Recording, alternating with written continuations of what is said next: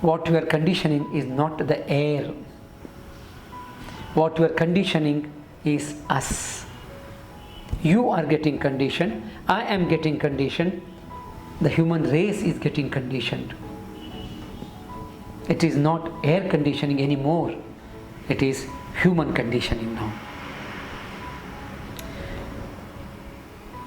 In the guise of, in the false notion of comfort. And what comfort you are talking about? Ask anyone in Bangalore. We work with a lot of people who are, unfortunately, who are inside the air-conditioned offices 8 hours, 10 hours a day. Ask them. I have asked. And they say they have problems of hair fall. They have problems of dry skin. They have problems of dry eye. They keep putting drops on their eye every other hour. They feel drowsy inside.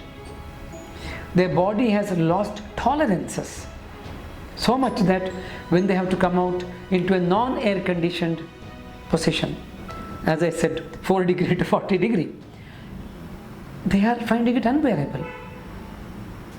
And everybody says it. Friends of mine who purchased a non-air conditioned car and drove it for 10 years, and one day they buy an air conditioned car and they drive it for 1 month, not 10 years, 1 month. And on day 1 of the next month, they find it difficult to drive the car if there is no air conditioner on. It's possible, maybe I'm exaggerating, but it's possible. Air conditioning is more habit forming than alcohol. Think it over. Without realizing, maybe we have addicted to air conditioning. Without realizing its negative impacts on the health. Majority of the air conditioned spaces where we all live in today, I'm just talking of my context, which I'm aware, do not have adequate fresh air circulation inside. And this causes what we call as the IAQ. There is what we call as indoor air quality. And whole lot of offices, homes included, of course cars, they have so much of upholstery, interior and many others which have VOC, volatile organic compounds. And these volatile organic compounds get released to the air very, very gradually across long time. So at one level, there isn't fresh air coming in. At another level, there is VOC being released to the indoor air. In the process affecting the indoor air quality, and health-wise we are suffering. All because of a notion called air condition. Still it is very popular, it's growing. 12 to 15% annual growth rate projected. And look at its ecological disaster it's creating. Major concern of air conditioning is the electricity consumption. Major.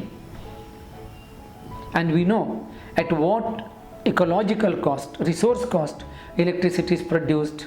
Either it is hydro, thermal, or it is nuclear.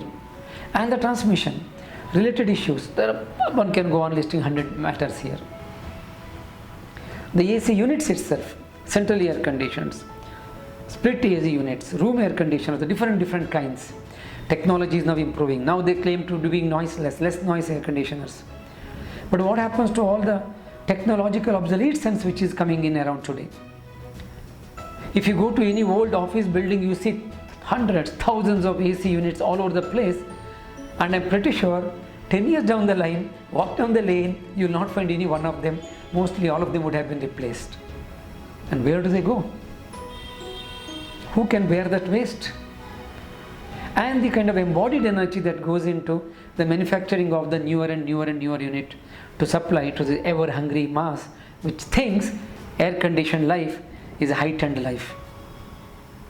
After all, even in an Indian city like Bangalore, where I reside and practice and live, and of course teach and write, if I were to drive in an air conditioned car and I look out, I could be inside an air conditioned car. But 99% of people out there are living a non-air conditioned life. What warrants it to say that I as a human being, compared to those 99% who are living outside without air conditioning, I as one human being needs to lead an air conditioned life? Who is this I who is demanding all this from Mother Earth at the cost of every other resource around?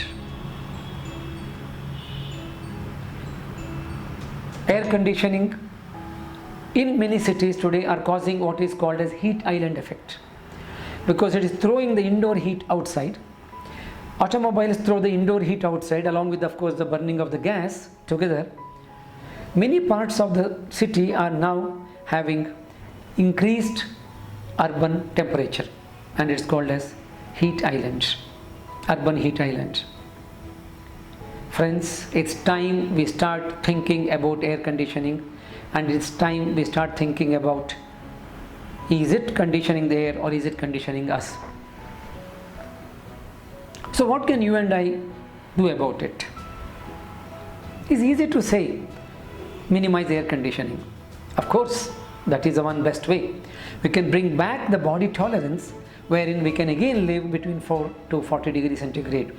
We can again live between 40 to 104 degree Fahrenheit. We can still do that.